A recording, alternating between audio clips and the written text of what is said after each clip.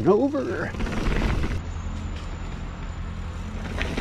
Hey everybody, it's Mike, the middle-aged mediocre mountain biker, here with a video that's 3 years in the making. And with that in mind, I want to tell you three things. First, I want to tell you all about my bike. Second, as I do that, I'm going to mention any key upgrades or modifications we've made along the way. And finally, I'll answer that question, why am I still riding a bike that's over 3 years old? Let's get into it. For those of you that never heard the story, it was Christmas Day 2019 that I came down to one of the biggest Christmas surprises of my life when my wife and my son B-Man presented me with a brand new mountain bike. They had been planning this and working with Josh Daly Mountain Bike Rider to get things all set up. And I am riding that same bike today. It is a 2019 Giant Trans Advanced 2. It's got a carbon frame with an aluminum rear triangle, and I love this bike. It is categorized as an enduro / all mountain bike, and I have proved that riding it in all sorts of conditions here in Bellingham. I've taken it to the deserts in Sedona and Arizona, and I've ridden it up in Whistler at the bike park 2 or 3 different times. And this bike has handled it all. In addition to the carbon frame, it has carbon rims, Giant's TRX wheel system.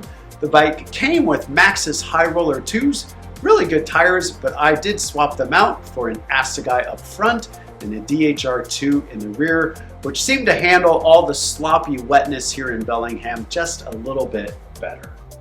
Bottom line, so far I have 0 issues with the frame, with the wheels, with the spokes, with any of that. It's all worked flawlessly. Not only that, but being that this bike is mostly carbon, it comes in at a whopping 30.8 pounds. Suspension. Fork, I'm running a Fox 36 Rhythm with a Grip 2 damper, 150 millimeters of travel. Shock is a Fox Float DPX2 Performance with 140 millimeters of travel. The only thing I've changed there isn't a change at all. I just realized very quickly that being 5'6" and 128 pounds, I didn't need any volume spacers in the fork, so they are all out. Let's keep going. Brakes. Brakes is a big deal, and back in 2019, Josh knew that I'd been struggling throughout that summer with some pain in my fingers, a little bit of tendonitis, and I was running SRAM Guide R brakes, which up to that point, those were the only brakes I'd ever known. But Josh knew I wanted to see if the Shimano brakes would be a little easier on my fingers, so he swapped them out with Shimano XT Dior, the dual piston brakes, and I love them. I have 180 millimeter rotors up front and rear. Check that. That's another upgrade I did. I was running 180 millimeter rotors front and rear for the first 2 years, but about a year ago, thanks to my other friend Chris, who's done so much mechanical work on this bike for me, we upgraded that to a 200 millimeter rotor up front, and I love the little bit extra stopping power. Bottom line, I probably am a Shimano brake user for life. I love the lighter action, the on-off feel, and I don't see myself ever switching. Not only that, but even an average mechanic like me can do a full brake bleed or those lever bleeds at any time necessary. Let's talk drivetrain. This is the 3rd mountain bike I've owned. I started on a Kona Explosive hardtail. My first full suspension bike was a Giant Anthem, and now this Giant Trans. I've been running NX drivetrains on all 3 bikes, and really, they served me fine until, again, thanks to my friend Chris, we went ahead and put a GX derailleur and a GX shifter on this bike about a year ago. And man, the first thing I noticed was how much tighter things were and how much chain slap and chain noise was eliminated. My bike got so much quieter. I love it. Don't think I'll ever go back to all NX. I have a 12-speed cassette in the rear, a 30-tooth chainring up front. I'm running Truvative descendant cranks, and all of that has been working just fine for me. Let's quickly talk a few other details. The dropper seat post that came with this bike is the Giant Contact, I think it's the Contact Switch dropper. It's the second one of their droppers I've had, and I've had issues with both of them, where they just don't do well in the wet at all. So I very quickly swapped that out with the 1UP V2 dropper, 120 mils, and while we're on the subject of dropper, this is the only thing I don't love about this bike. Because of the design of the frame, it just doesn't allow for a very deep insertion for a dropper post. So the most I can fit in there is a 120 millimeter dropper post. As for some other things, I have a WTB Volt saddle on there. Grips, again, something that helped me with grip pain is I'm running these Aragon GA3 grips. And if you struggle with grip pain or arm pump or wrist pain, man, I recommend giving these things a try. They've helped me. For the first 2 years, I ran race face Chester pedals, but back in March, right before our trip to Sedona, I swapped those out with the PMW Loam pedals, and I love these pedals, a little wider platform, really good grip with the pins, no complaints.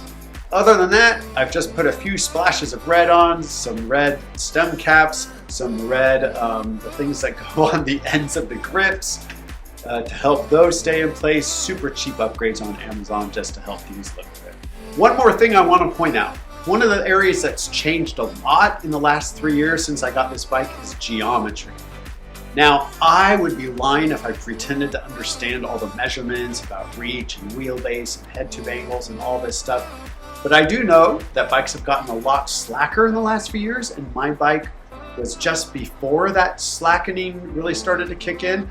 So this bike came at 67 degrees, but again, with help from my friend Chris, we were able to put something in, I forget what you call it, but puts it in your headset and slacken that out by 1 degree.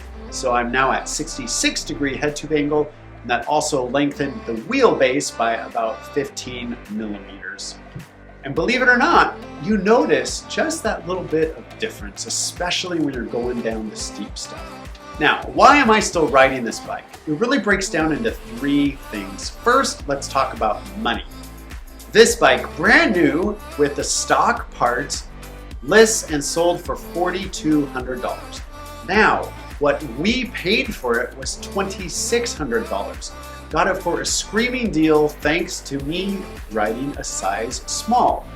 Now, think about what I could sell this bike for today if I wanted to upgrade bikes. It's 3 years old. I'd probably be lucky to get $1,200 to $1,400 for it. Now, in order for me to purchase then a replacement bike, if I went brand new, you're looking at like $5,500 for a carbon, like say a Transition Scout. Maybe you could get it for $48, but still that's a significant chunk of change.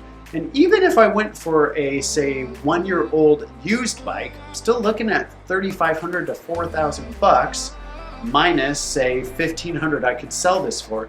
I'm still looking at like $2,500 just to get into a newer bike. Now I asked myself, what would I gain from that newer bike that I currently don't have? And that's where, for me, what I could gain is very little. I would gain modern geometry, and probably the ability to put in a longer dropper seat post. That's a lot of money to pay for a very little upgrade. Virtually everything else I'm currently riding would remain the same. Now, second thing, would I change to a 29er or even a mullet setup? Now, this is a question I will admit I'm very comfortable with the bike I have. I love 27.5, but I'd be lying if I said I've done my research. I haven't yet ridden a 29er that's set up for me. I have ridden 2 different 29ers, but they were both set up for somebody a couple inches bigger than me. And the most recent experience I had was not good. It just felt like a tank. But not only was I going from 27.5 to 29, I was also going from a mostly carbon setup to a mostly aluminum setup and adding about 4 to 5 pounds of weight. Finally, the last reason I haven't changed is really probably just personal preference. It's stressful for me to think about changing bikes, having to change parts, having to swap parts, having to get things all set up, paying the money.